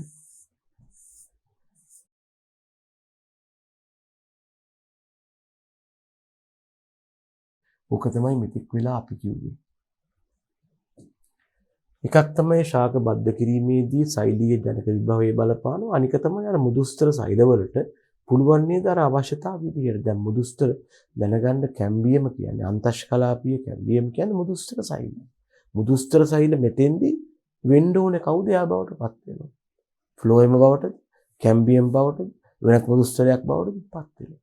එතකොට තමයි ශාක බද්ධයක් සාර්ථක වෙන්නේ. ඒක තමයි මේ කියලා තියෙන්නේ. මොකද්ද කියලා තියෙන්නේ? මම අර කලින් කිව්ව විදිහට මෙහිදී ග්‍රාහකයා හා අණුජයේ අන්තෂ්කලාපීය කැම්බියම එකිනෙක ස්පර්ශ වෙන්න ඕනේ. දැන් මොකද කරන්නේ? මේ ග්‍රාහකයා අණුජයේ අන්තෂ්කලාපීය කැම්බියම එකිනෙක ස්පර්ශ වුණාම හම්බ වෙන උත්තේජයක්, ස්ටිමියුලේෂන් එකක් හම්බ වෙනවා. මේ උත්තේජය මගින් මොකද කරන්නේ? මේගොල්ලෝ තරඟෙට වගේ මුදුස්තර සෛල කපා හරින්න පටන් ගන්නවා. ඒ කපා හරින මුදුස්තර සෛල අවශ්‍යතාව පරිදි ෆ්ලෝයම බවට, කැම්බියම් බවට, වෙන කවුරු හරි බවට පත් වෙලා සනාල සම්බන්ධතාව ඇති කරනවා. එතකොට තමයි ළමයෝ ශාක බද්ධය සාර්ථක වෙන්නේ. මෙමගින් අනුජය හා ග්‍රාහකයා අතර හිඩසර ගැප් එක පිය වෙනවා. අවශ්‍යතාව පරිදි මේ ශෛලම ෆ්ලෝයම හෝ කැම්බියම් බවට පත් වෙලා අනුජය හා ග්‍රාහකයා අතර සනාල සම්බන්ධතාව ඇති කරනවා. දැන් මිනිස්සෙගේ ඇඟට තව කෙනෙක්ගේ අවයවයක් හෝ මස් කෑල්ලක් බද්ධ කරපුවාම ඒක නිකම්ම හරියන්නේ නැහැ. ඉස්සෙල්ලාම මේ දෙක අතර තියෙන ප්‍රතිදේහ ප්‍රෝටීන ආදිය මොකද ඕනම කෙනෙකුට බාහිර දෙයක් ආපු හැටි පුද්ගලයාකට මේ මොනවද ප්‍රතික්‍රියා දක්වන රියැක්ෂන්ස් දක්වන. මේ අර්ථය දක්වන එක රියැක්ෂන්ස් වර්ගයක් තමයි ඇලර්ජික් රියැක්ෂන්ස්. සෛලබද්ධ කරන්න ඕනේ, අවයවබද්ධ කරන්න ඕනේ. සමහර කට්ටියට ඔය දලඹුවෙක් ගියවුනත් කසන්න පටන් ගන්න විවිධ දාලා. සමහර කෑම වර්ග මොකද වෙන්නේ? දේහ ප්‍රතික්ෂේප කරනවා. එහෙම මේ හැමදේම බාරගන්නේ. මෙතනත් වෙලා තියෙන්නේ. ඒ වගේ පිට කොටසක් සම්බන්ධ කරගෙන. මේකට එකතු වුණොත් විතරක් තමයි දැන් කවුරු හරි මිනිහෙකුට හරි සතෙකුට හරි අවයවයක් බද්ධ කරනකොට මේකේ තියෙන රුධිර ගණ ආදී ගලපන ඒකෙන් දැකලා නැද්ද ඔය රේඩියෝ එකේ ටීවී එකේ කියන්නේ O පොසිටිව් ආකාරයේ වකුගඩුවක් අවශ්‍ය වී තිබේ කියන්නේ. ඒ කියන්නේ ඒකේ තියෙන ප්‍රත්‍යය අනුව යම් තියෙනවා ගැලපීම. සෑම කෙනෙකුටම සෑම අවයවයක්ම බද්ධ කරන්න බෑ. එහෙම බද්ධ කළාට පස්සේ ඇඟ තේරුම් ගන්නවා පිට කොටසක් සම්බන්ධ වුණා කියලා. ඊට පස්සේ මේක ප්‍රතික්ෂේප කරනවද බාර ගන්නවද කියන ප්‍රශ්නයක් වෙනවා. මේක බාර ගන්න නම් මේ සම්බන්ධ කරපු මස් කෑල්ලයි හදවතක් වෙන්න පුළුවන් වඩුවක් වෙන්න පුළුවන්. ඒක මස් කෑල්ලක් නෙවෙයි. මේ සම්බන්ධ කරපු මස් කෑල්ලයි ඇඟේ මසුයි අතර එකඟතාවයක් ඇති වෙලා රුධිර ස්නායු වසා වැනි සම්බන්ධතා හේවත් සනාල සම්බන්ධතාවක් ආවොත් විතරයි මේක බාර ගන්න. ඉතින් ළමයි මේ වගේ දෙයක් තමයි කරන්නේ. තේරුම් ගන්න මේක මේ සරල දෙයක් නෙවෙයි. ඉතා දියුණු ශල්‍යාගාරයක් තුල කරන අවයව බද්ධයක් වාගේ තමයි එලිමහන් තවහනක කරන ශාක බද්ධ කිරීම. මේ දෙකේදීම කරන්නේ අර ඉන්න ජීවියාට අලුතෙන් අවයවයක් සෙට් කරන එක. මිනිසුන්ගේ අවයව බද්ධ කරන්නේ පූර්ණ ජීවාණු වර්ග තියෙන ඉතා දියුණු විද්‍යාගාරවල. එහෙම බද්ධ කළාට පස්සේ තියා ඉතා දැඩි පෝස්ට් සර්ජරි කෙයා කියන තත්ත්වයට තේ ශල්‍ය කර්මයෙන් පස්සේ ඉතා දැඩි රැකවල් යටතේ තියන්න ඕන. අනේ ශාක නම් හේව නැහැ නිකන් පොලිතින් එකෙන් බැඳලා ඔහෙ දාලා තිබ්බා. මේ දෙකම එක වගේ දැනගන්න. ශාකයකට කොටසක් බද්ධ කරනවා කියන්නේ මේ හાર્ට් එකක් මිනිහෙකුට එකතු කරනවා වගේ වවුවඩුවක් සම්බන්ධ කරනවා වගේ වැඩක් තමයි ශාක වල. හරි. ඉතින් ඒ නිසා මෙතන කියලා තියෙනවා මේ මෙන්න මේ අන්තර්කලාප සම්බන්ධතාව නැත්නම් අන්තර් සනාල සම්බන්ධතාවය ඇති වුණොත් විතරයි බද්ධයක් සාර්ථක වෙන්නේ. දැනගන්න මේ අන්තර් සනාල සම්බන්ධතාවය ඇති කරන්නේ අන්තෂ් කලාපීය කැම්බීම මගින්. කවුද ළමයෝ අන්තෂ් කලාපීය කැම්බීම කියන්නේ? දැනගන්න මම පෙන්නුවානේ මේගොල්ලන්ගේ කඳේ තියෙනවා කියලා මෙන්න මේ වගේ සනාල කලාප පොඩි. මේ වගේ සනාල කලාප පොදියකට තමයි මේකක් තමයි අපි සනාල කලාපයක් කියන්නේ.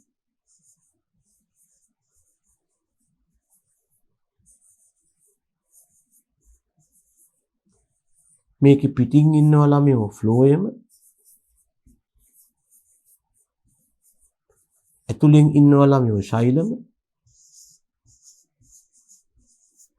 මෙන්න මේ අතර ඉන්න මුදුස්තර සෛල. යා ශෛලමත් නෙමේ ෆ්ලෝයමත් නෙමේ මුදුස්තර සෛල අධික ගුණන හැකියාවක් තියෙනවා. මෙයාට අපි කියනවා කැම්බියම. හැබැයි කොහෙද ඉන්නේ? මෙයා ඉන්නේ සනාල කලාපයේ ඇතුලේ. සනාල කලාප අතර නෙවෙයි. මෙයා ඉන්නේ සනාල කලාපයේ ඇතුලේ. ඇතුලේ නම් අන්තෂ්. ඇතුලේ නම් අන්තෂ්. ඇතුලේ නම් අන්තෂ්. කොහෙද? කලාප. මොන කලාපද? සනාල කලාප. සනාල කලාප ඇතුලේ ඉන්න හන්දයි මෙයාට අන්තෂ් කලාප කැම්බියම කියලා කියන්නේ. ඒක තේරුම් ගන්න. සනාල කලාපයේ ඇතුලේ ඉන්න හන්දයි මෙයාට අන්තෂ් කලාප කැම්බියම කියලා කියන්නේ. දැනගන්න තව වර්ගයක් තියෙනවා ළමයෝ අන්තර් කලාප කැම්බියම. අන්තර් කලාප කැම්බීම කියලා කියන්නේ සනාල කලාප අතර ඉන්නේ කියන. අන්තශ් තුල ඉන්නවා අන්තර් අතර ඉන්නවා. මෙයා අන්තශ්. මතක තියාගන්න අන්තශ් කලාපීය කැම්බීම තිබුණාම තමයි ග්‍රාහකයා අනුජේ එකිනෙක ස්පර්ශ වීමක් ගැටීමක් සිද්ධ වෙන්නේ. එතකොට තමයි උත්තේජය ලැබෙන්නේ. එතකොට තමයි මුදුස්තර සෛල කපා හරින්නේ. එන එක දෙයක් තේරුම් ගන්න ශාක බද්ධ කරන්න ගියාම අන්තශ් කලාපීය කැම්බීම අවශ්‍ය වෙනවා. අන්තශ් කලාපීය කැම්බීම තියෙන්නේ ද්විබීජපත්‍රී ශාක කඳන් වල විතරයි. අපි ගත්තොත් නිකමට වගේ ඒක බීජපත්‍රී ශාක කඳක හරස්කඩ.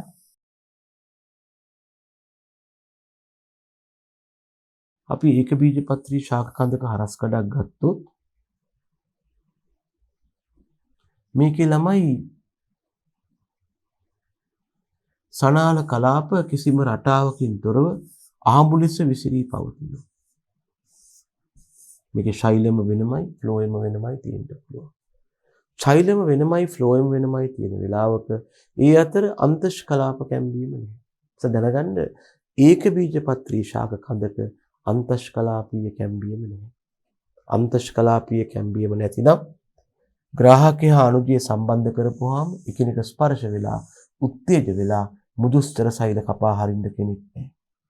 එම මුදුස්තර සෛල කපා හැරියේ නැත්නම් ග්‍රාහකයා අනුජය අතර හිඩසපිය වෙන්නේ නැහැ. එහෙම නැත්නම් මේ මුදුස්තර සෛල අවශ්‍යතාව පරිදි ශෛලම ෆ්ලෝයම හෝ කැම්බීම බවට පත් වෙලා ග්‍රාහකයා අනුජය අතර සනාල සම්බන්ධතාව පවත්වා ගන්නෙත් නැහැ. කාගෙද? ඒක බීජපත්‍රී ශාකවල. මෙන්න මේ නිසා අන්තශ් කලාපීය කැම්බීම නොමැති නිසා ඒක බීජපත්‍රී ශාකවලට සාර්ථකව බද්ධ කරන්න බෑ. නමුත් අන්තශ් කලාපීය කැම්බීම තියෙන නිසා ද්විබීජපත්‍රී ශාකවලට අන්තශ් කලාපීය කැම්බීම තියෙන නිසා ද්විබීජපත්‍රී ශාකවලට සාර්ථකව බද්ධ කරන්න පුළුවන්. තේරුණා? ඔය ළමයි අපි කතා කළේ ශාක බද්ධ කිරීමේ කායික විද්‍යාත්මක පදනම හා මූලධර්මය ගැන. ශාක බද්ධ කිරීමේ මූලධර්මය යටතේ අපිට ශෛලීය ජනක විභවය වැදගත් වෙනවා. ශාක බද්ධ කිරීමේ කායික විද්‍යාත්මක පදනම යටතේ තමයි අන්තශ් කලාපීය කැම්බීම පවතිමින් ග්‍රාහකයා අනුජය අන්තශ් කලාපීය කැම්බීම එකිනෙක ස්පර්ශ වෙලා ලැබෙන උත්තේජය මගින් මුදුස්තර සෛල කපා හැරලා ග්‍රාහකයා අනුජය අතර හිඩසපිය වෙලා අවශ්‍යතාව පරිදි මේ මුදුස්තර සෛල ශෛලම ෆ්ලෝයම හෝ කැම්බීම බවට පත් වෙලා ග්‍රාහකයා අනුජය අතර ශෛලීය සම්බන්ධතාව පවත්වා ගන්න. මේ නිසා සාර්ථකව බද්ධ කළ හැකි අන්තශ් කලාපීය කැම්බීම සහිත ද්විබීජපත්‍රී ශාකවලට පමණි. හරිද? දැන් එතකොට අපි කිව්වනේ ශාක බද්ධ කිරීමේදී යොදා ගන්න කොටස් දෙකක් තියෙනවා. එකකට කිව්වා ග්‍රාහකයක් කියලා, අනිකට කියනවා අපි අනුජයක් කියලා. අපි දැන් ඉස්සෙල්ලා කතා කරන්න යන්නේ මේ උසස් අනුජයක තියෙන ලක්ෂණ මොනවද කියලා. අනුජය කියලා කියන්නේ ශාක බද්ධ කිරීමකදී ග්‍රාහකයේ මත තබා සම්බන්ධ කරන එක කියනවා. අපි ඊට ඉස්සෙල්ලාම කතා කරනවා උසස් අනුජයක මොන වගේ ලක්ෂණද තියෙන්න ඕන කියලා. දැන් පළවෙනි ලක්ෂණය අපි දක්වලා තියෙනවා ළමයි. හොඳ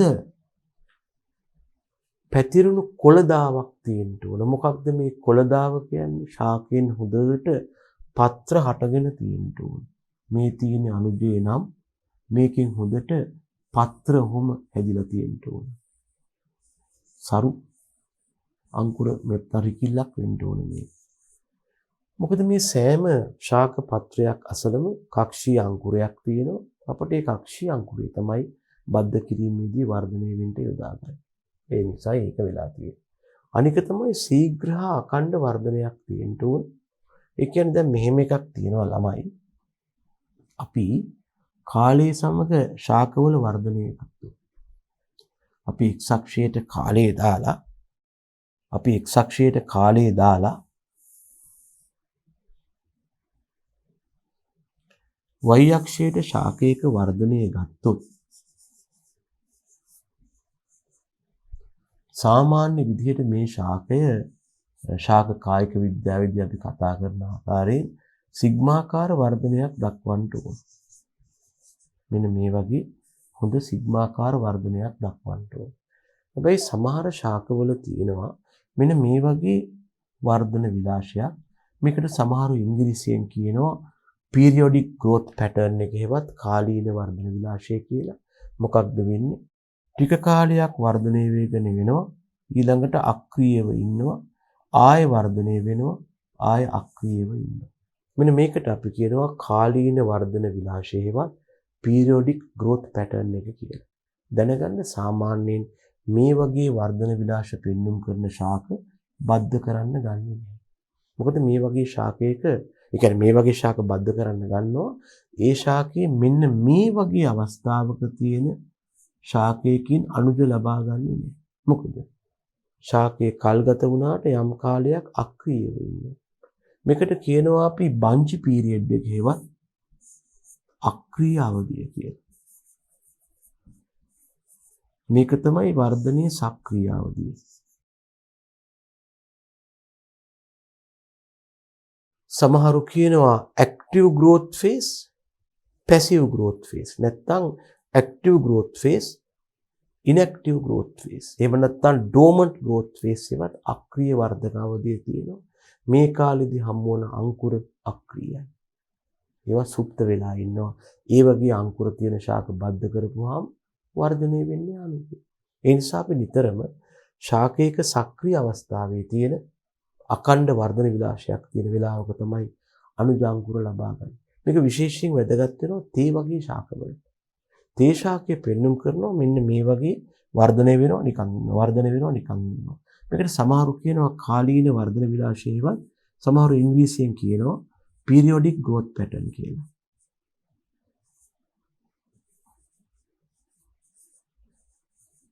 මේක තේ වගේ ශාකවල ආවේනික ලක්ෂණය. මේක වළක්වන්න අපි තේවල විශේෂ දළු නෙලීමේ ක්‍රම යොදනවා. ඊටත් කරන්න බැයි නම් අපි මේ තේ ශාකයේ කප්පදු කරනවා. එතකොට මේ අක්‍රීය කාලයේ බිඳ වැටෙනවා. හරිද? ඒක මම නිකන් කිව්වේ. ඉතින් ඒ වාගේ අක්‍රීය අවස්ථාවේ තියෙන ශාක වලින් අපි අංකුර ගන්නෙ නැහැ. එතකොට ඒක වර්ධනය වෙන්නේ නැහැ ළමයි. හරි. මම මේ බාහිර දෙයක් කිව්වේ මේක එච්චර වැදගත් නෑ ඕගොල්ලන්ට. වල ශාක වල එහෙම growth patterns තියෙනවා.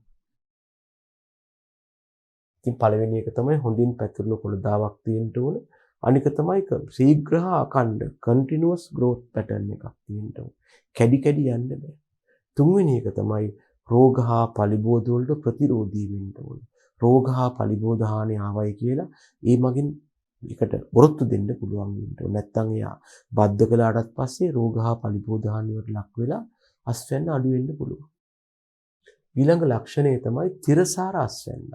මෙන්න මේකටත් ඔය මම සමහර ඉංග්‍රීසි ටර්ම්ස් පුතේ ඔයගොල්ලන්ට කියලා දෙන්නේ. ඔයගොල්ලන්ගේ උසස් අධ්‍යාපනය ඔයගොල්ලෝ කැමති වුණත් නැතත් ඔයගොල්ලෝ සයන්ස් මේ බයොලොජි ස්ට්‍රීම් එකෙන් ගියත්, ඇග්‍රිකල්චර් ආදී උපාධි වලට ගියත්, බයෝ ටෙක්නොලොජි යටතේ ඔය ජෛව තාක්ෂණ උපාධි වලට ගියත්, ඉතින් ඔයගොල්ලන්ගේ කැමැත්ත විමසක් නැහැ. මේ උපාධි පාඨමාලා පැවැත්වෙන ඉංග්‍රීසි මාර්ගය. ඒත් අපේ දරුවන්ට පොඩි ප්‍රශ්නයක් තියෙනවා. ඒගොල්ල සමහරු ඔය ග්‍රැමර් හරි ගස්ස ගත්තා මොනවා හරි පාඨමාලාවලට බැඳිලා මේ ටර්ම්ස් වල පොඩි ෂෝටේජ් එකක් තියෙනවා. මේ ටර්ම්ස් සමහර වෙලාවට ළමයින්ට කලට වෙලාවට ගන්න බැරි වුණොත් ඒගොල්ල පොඩ්ඩක් උසස් අධ්‍යාපනයේදී පසුගාමී වෙනවා. එතකොට ඒක ඕගොල්ලන්ට ඔය ක්ලාස් එකක් නැත්නම් අපි කියන්නේ ඔය ගෞරව සාමාර්ථයක් එහෙම ලබා ගන්න හිතන් ඉන්නවනේ ඒකට බාධාවක් වෙනවා. ඒ නිසා මම මේ කියන්නේ ඕගොල්ලෝ පොඩ්ඩක් ග්‍රැමර් වගේම මේ ටර්ම්ස් ගැන පුරුදු වෙන්න. මේ ශාක වලින් හම්බ වෙන තිරසාර අස්වැන්නට සමහරු කියනවා ළමයි sustainable yield එකක් කියලා.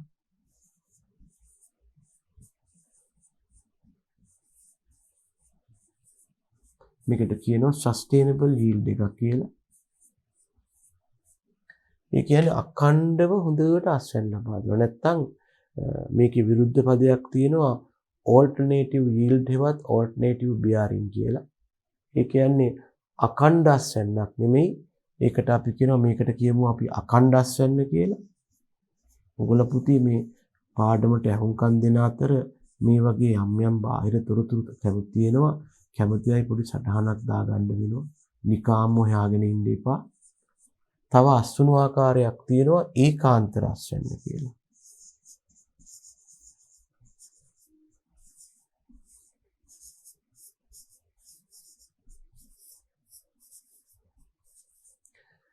මේකට සමහර ඉංග්‍රීසියෙන් යෝජනා කරනවා alternative yield කියලා. මේ අපේ ගෙවල් වල තියෙන අඹ ගස් උනත් මේ වැඩේ කරනවා.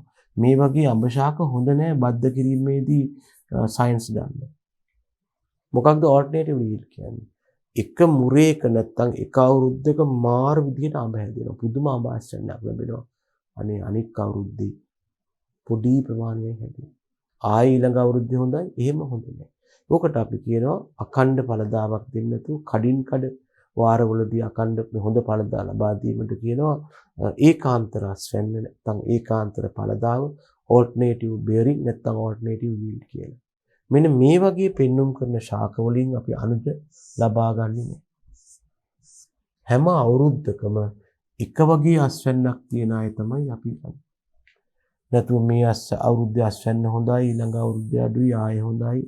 මේ වගේ අය අපි ගන්නෙ නෑ. තේරුණාද? ඒකයි මේ කියලා තියෙන්නේ ස්ථිරසාර අස්වැන්නක් ලබා දීම. අනික තමයි අස්වැන්නේ ගුණාත්මය උසස් වෙන්න ඕන. ඒ කියන්නේ දැන් අපි අඹ ගත්තොත් එහෙම අඹ වගේ ශාකයක රසවත් වෙන්න ඕන නේද? එහෙම නැත්නම් විශාල වෙන්න ඕන. දැන් මම නිකන් කියන්නේ ඔය කර්ත කොළඹන් වගේ අඹ වර්ග තමයි හොඳ ඇඹුල් වෙන්න හොඳ නෑ. එහෙම තියෙන්න ඕන. ඊළඟට මේ ශාකයට මේ නරක ලක්ෂණයක් තියෙනවා. ඒ කියන්නේ මම පස්සේ කතා කරනවා බද්ධ අසංගතිය කියලා. මෙන්න මේක දැනෙන්න බෑ. නැත්තම් මේක තියෙන්න බෑ මේ ශාකේ. බද්ධ අසංගතිය කියන්නේ දැනට කියනවා නම් කලින් බද්දේ නිකන් හරි වාගේ පේනවා. ටික කාලයක් ගිහිල්ලා අනේ මෙන්න අසාර්ථක වෙනවා. එහෙම වුණොත් මොකද වෙන්නේ? ඔබගේ කාලය, මුදල්, ශ්‍රමය අහක යනවා නේද? ඒ නිසා ඒ වගේ අසංගති පෙන්눔 කරන්න බෑ. අපි කතා කරන්නේ හොඳ අනුජේක ලක්ෂණ ගැන. ඊළඟට කතා කළොත් ග්‍රාහකයක ලක්ෂණ. ග්‍රාහකය කියන්නේ ශාක බද්ධයකදී පොළොවේ එක්ක සම්බන්ධ වෙන්නේ කියන. එයාගේ මොන වගේ ලක්ෂණද තියෙන්න ඕන? පළවෙනි එක තමයි එයා අනුජය එක්ක සමගියෙන් ඉන්න ඕනේ. අසංගතිය පෙන්눔 කරන්න බෑ. මුලින් හොඳයි වාගේ පෙන්නලා පස්සේ අසාර්ථක වෙන්න බෑ. එහෙම පෙන්වන්න බෑ. අනික තමයි හොඳින් පැතිරුණු ශක්තිමත් මූල පද්ධතියක් තියෙන්න ඕනේ. මේ මූල පද්ධතිය ගැන පුතේ මම පොඩි යෝජනාවක් කරන්නම්. අනිවාර්යෙන්ම ග්‍රාහක ශාකයෙන් ලැබෙන්න ඕන ළමයෝ මුදුන් මූල පද්ධතියක්. අනිවාර්යෙන්ම අපිට ග්‍රාහක ශාකයෙන් මුදුන් මූල පද්ධතියක් ලැබිය යුතුමයි. ඉංග්‍රීසියෙන් කියයි සමහරු ටැප් රූට් සිස්ටම් එකක් කියලා. මුදුන් මූල පද්ධතියක් කියන්නේ මෙහිමයි. මේ තියෙන ශාකයේ කඳ නම් මෙහෙම මුල ප්‍රධාන මුලක් තියෙන්න ඕන. ඒකෙන් ශාකා මුල් හට ගන්න ඕන. ඔබ දන්නව ඇති නිකන් මතක් කරන්නේ ශාකවල මූල පද්ධති ආකාර දෙකයි. ශාකවල මූල පද්ධති ළමයි ආකාර දෙකයි. එකක් තමයි මේ කතා කරන මුදුන් මූල පද්ධතිය. ඔකට සමහරු ඉංග්‍රීසියෙන් කියයි ටැප් රූට් සිස්ටම් කියලා.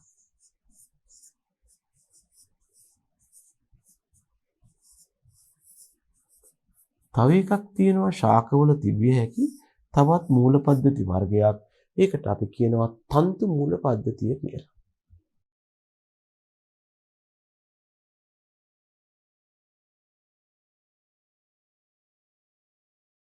ළමයෝ මේකට ඉංග්‍රීසියෙන් කියනවා hairy root system කියලා. hair කොණ්ඩ වගේ තමයි තියෙන්නේ.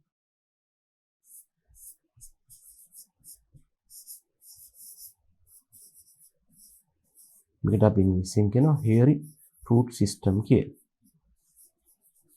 එතකොට මේක ඇති වෙන්නේ ශාකයක මූල පද්ධතියක් ඇති වෙයි කියලා අපි බලාපොරොත්තු වෙන්නේ බීජයක හමු වන බීජ මූලය. බීජයක කලලයේ තියෙනවා ළමයි කොටසක් බීජ මූලය කියලා. මෙන්න මේ බීජ මූලය මගින් තමයි මූල පද්ධතියක් ඇති වෙන්නේ. දැන් මෙතන බීජ අංකුරය තියෙනවා. යා වැඩන ශාකේ ප්‍රරෝහ සාධනවා. ඊළඟට මෙතන ඉන්නවා බීජ මූලය.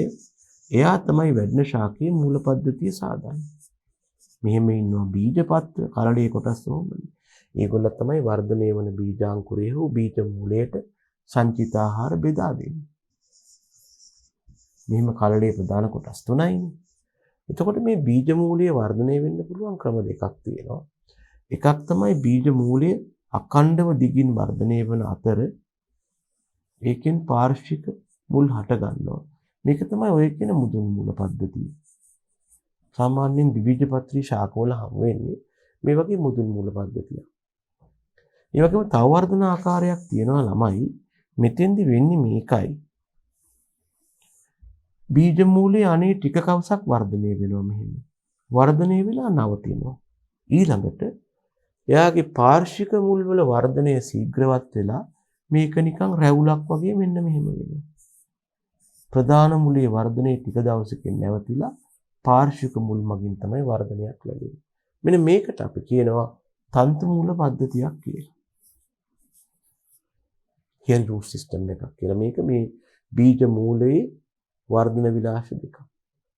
කොලියොරයි සහයත් බීජ මූලයේ වර්ධන විලාස දෙකක් තමයි යා මුදුන් මුලක් ලැබෙනවද තන්තු මුලක් ලැබෙනවද කියන්නේ. අපිට ඊට අමතරව කියත හැකි ශාකයක හටගන්නා මුල් ප්‍රධානාකාර දෙකකට බෙදන්න පුළුවන්. එකකට කියනවා අපි සාමාන්‍යයෙන් මේ බීජ මූලයෙන් හටගන්නා මුල් වලට කියනවා බීජ මුල් කියලා. තව එකක් තමයි යම් ශාකයක බීජ මූලයේ හැර වෙනස් ස්ථාන වලින් මුල් හට ගන්න පුළුවන්. යම් ශාකයක බීජයේ කලලේ ඇති බීජ මූලයේ හැර වෙනත් ස්ථාන වලින් හට ගන්නා මුල් වලට අපි කියනවා ආගන්තුක මුල් කියලා. අන්න ඒවට අපි කියනවා ආගන්තුක මුල් කියලා. සමහරු ඉංග්‍රීසියෙන් කියනවා ළමයෝ adventitious root කියලා.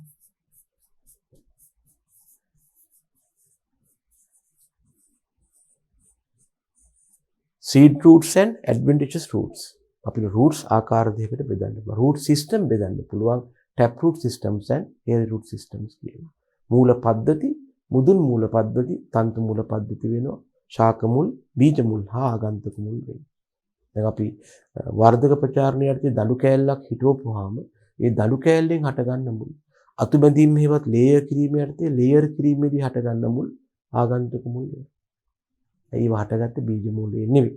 ඉතින් දැනගන්න ශාක බද්ධ කිරීමකදී ග්‍රාහකයේ මුදුන් මූල පද්ධතියක් තියෙන්න ඕන.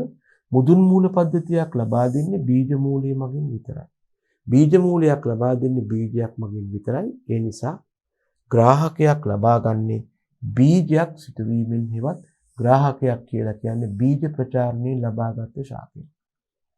එතකොට තමයි හොඳින් පැතිරෙන ශක්තිමත් මූල පද්ධතියක් හෙවත් මුදුන් මූල පද්ධතියක් තියෙන්නේ. අනික් පැත්තෙන් ළමයි ග්‍රාහක ශාකයක් මෙයාගේ මුල් විශේෂයෙන්ම රෝග පලිබෝධ වලට ප්‍රතිරෝධ වෙන්න ඕනේ. මොකද ග්‍රාහකී කඳ අපට වැඩක් නෑ පස්සේ කපනවනේ. හැබැයි ග්‍රාහකයේ මුල් සදාකාලිකව පස්සේ යට ඉන්නවා. ඒ නිසා පසින් ඇති වෙන්න පුළුවන් රෝග පලිබෝධ වලට එරෙහි වීමේ හැකියාව අපට නම් වැදගත් වෙනවා. ඒ වගේම මෙයාට පුළුවන් වෙන්න ඕන අහිතකර පරිසර තත්ත්වයන්ට ඔරොත්තු දෙන්න. පරිසරයේ ඇතිවන කටුක තත්ත්ව විශේෂයෙන්ම මම කියන්න කැමති පස ආශ්‍රිතව ඇතිවන අහිතකර පරිසර තත්ත්වය. ග්‍රාහකයට පුළුවන් වෙන්න ඕන පස ආශ්‍රිතව ඇතිවිය හැකි අහිතකර පරිසර තත්ත්වවලට හොඳින් ප්‍රතිරෝධී වෙන්න හේවත් ඔරොත්තු දෙන්න. මොකද ග්‍රාහකයේ වැඩි පසත් එක්ක ගනුදෙනු ඇති කරන එකයි. අනික තමයි මෙයා පහසුවෙන් පොතු ගලවන්න පුළුවන් වෙන්න ඕනේ. ඒ ග්‍රාහක පොතු ගලවන්නේ. ඇයි ළමයි දැන් මම කලින් කිව්වේ මේ ග්‍රාහකයේ මෙහෙම ඉන්නකොට මේකේ පොතු කෑල්ලක් අයින් කළා ඒකට හරියන්නනේ ළමයි අපි අනුජය කියලා තව පොතු කෑල්ලක් අරන් ඉන්නේ. ඒකට හරියන්න තමයි අපි අනුජය කියලා තව පොතු කෑල්ලක් අරන් ඉන්නේ. එතකොට මේ පොතු කෑල්ල ගලවන්න බැයි නම් මේක ගලවන්න ගියාම නිකන් කොහො කොහො වගේ එනවනම් කිඳි කිඳි වගේ එනවනම් ඒක අසාර්ථකයි. එහෙම වෙන එක හොඳ නැහැ. ඒකයි ඒ කිව්වේ. අපි දැන් මේ කතා කළේ ශාක බද්ධ කිරීම යටතේ උසස් තත්ත්වයේ ග්‍රාහකයක ලක්ෂණ මොනවද? උසස් තත්ත්වයේ අනුජයක ලක්ෂණ මොනවද කියන එකයි. අපි දැන් කතා කළා ශාක බද්ධ කිරීම කියන්නේ මොකක්ද? තෝරාගත් ශාක කොටස් දෙකක් එකට සම්බන්ධ කරලා ඊට තනි ශාකයක්සේ වැඩිවීමට සැලැස්වීම. ඒ වගේම අපි කිව්වා මේ සඳහා යොදා ගන්න ශාක කොටස් දෙක එකක් ග්‍රාහකය අනික අනුජය කියලා. අපි කිව්වා ශාක බද්ධ කිරීමේ කායික විද්‍යාත්මක පදනම එකක් සෛලීය ජනක විභවය වුණා. අනික තමයි ශාකයට පවතින තනි සෛලයකට පවා ওই තියෙන තත්ත්ව වලට ගැලපෙන්න ටක් ගාලා හැඩ ගැහෙන්න පුළුවන් වුණා. අපි ඊළඟට කතා කළා උසස් තත්ත්වයේ ග්‍රාහකයක් මොන වගේ වෙන්න ඕනද? උසස් තත්ත්වයේ අනුජයක් මොන වගේ වෙන්න ඕනද කියලා. අපි ඊළඟට සලකා බලන්න යන්නේ කොහොමද අපි මේ සඳහා ග්‍රාහකය පිළියෙල කරන්න කියන එක ගැන. බද්ධ කිරීමට අනුජය පිළියෙල කරන්න හැටි ඉස්සෙල්ලා බලනවා. මෙන්න මෙහෙම දෙයක් කරනවා ළමයි යම් අනුජ ශාකයක පාර්ශ්වික අංකුර අක්‍රිය වෙලා තියෙනවා නම් දැන් සමහර වෙලාවට මෙහෙම ප්‍රශ්නයක් තියෙනවා ළමයෝ අපිට දැන් මේක හොඳ දුර්ලභ වර්ගයේ ගහ. හරිද? මේකේ දැන් පොඩි අවුලක් තියෙනවා. දැන් අපිට මේකෙන් තමයි අනුජ ගණ්ඩමත් ඕනේ. මේ ශාකයේ මෙහෙම තියෙනවා. මේකෙන් තමයි අනුජ ගණ්ඩ ඕන වෙලා තියෙන්නේ. හැබැයි මේකේ අග්‍රස්තය හොම තියෙනවා. අග්‍රස්තයේ තියෙනකොට මොකද වෙන්නේ? අග්‍රස්තයේ මගින් ඔක්සින් ආදී හෝමෝන නිපදවලා පාර්ශ්වික අංකුර මත බලපෑම ඇති කරනවා. මොකද්ද කියන්නේ? පාර්ශ්වික අංකුර වලට කියනවා වර්ධනය වෙන්න එපා. අක්‍රිය වෙලා ඉන්න මම තමයි වර්ධනය වෙන්නේ. එතකොට මොකද වෙන්නේ? අග්‍රස්තයේ දිගටම වර්ධනය වෙනවා. මේ තියෙන පාර්ශ්වික අංකුර අක්‍රිය වෙලා තියෙනවා.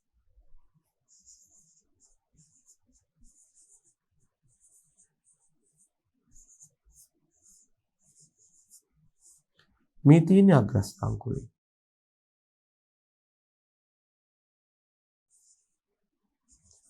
ළමයි යම් ශාකයක පාර්ශ්වික අංකුර නිෂේධනය කරමින් අග්‍රස්ත අංකුරේ අඛණ්ඩව වර්ධනය වෙනවා නම් ඕකට අපි කියනවා අග්‍රස්ත ප්‍රමුඛතාව.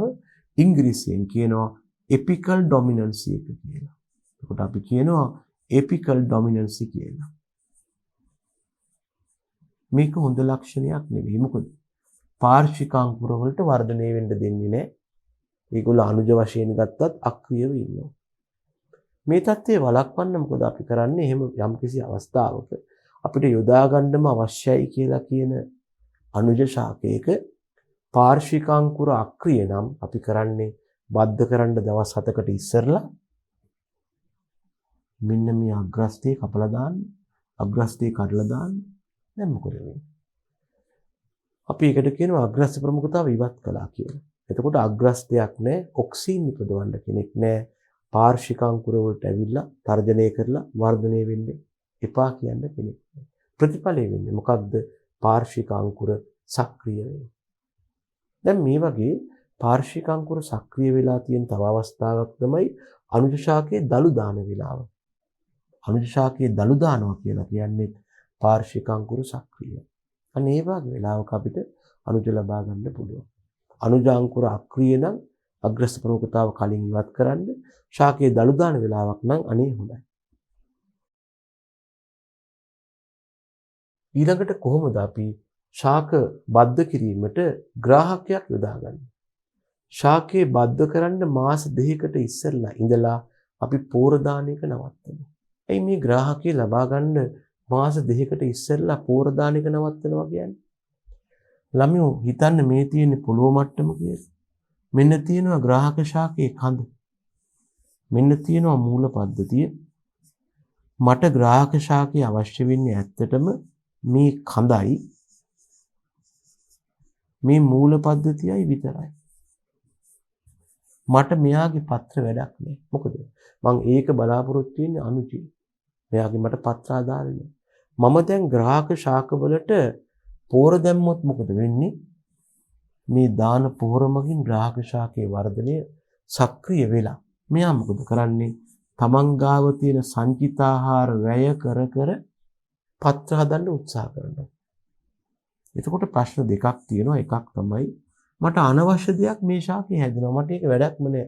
අදාළ නෑ බද්ධ කරන්න ගියාම කවුද? පත්‍ර. අනික තමයි මේ පත්‍ර හදන්න ග්‍රාහක ශාකයේ තියෙන සංචිතාහාර වැය වෙනවා. යම් ග්‍රාහක ශාකයක තියෙන සංචිතාහාර මෙහෙම නිකරුණේ වැය වුණොත් මොකද වෙන්නේ? මට ලැබෙන්නේ සංචිතාහාර අඩු ග්‍රාහක ශාකයක්. ඒ වගේ සංචිතාහාර අඩු ග්‍රාහක ශාකයකින් හොඳක් බලාපොරොත්තු වෙන්න බෑ ළමයි. එහෙනම් මොකද මං කරන්නේ? ශාක බද්ධ කරන්න මාස 2කට කලින් පෝර දාන එක නවත්තලා මෙයාට කියනවා ඔයාගේ සංචිතාහාර ඔයා තියාගන්න. ඒක බද්ධ කළාට පස්සේ පාවිච්චි කරන්න කියලා. අනික තමයි බද්ධ කරන්න සතියකට කලින් මම ජල සම්පාදනයේ නවත්තනවා නැත්නම් අඩු කරනවා.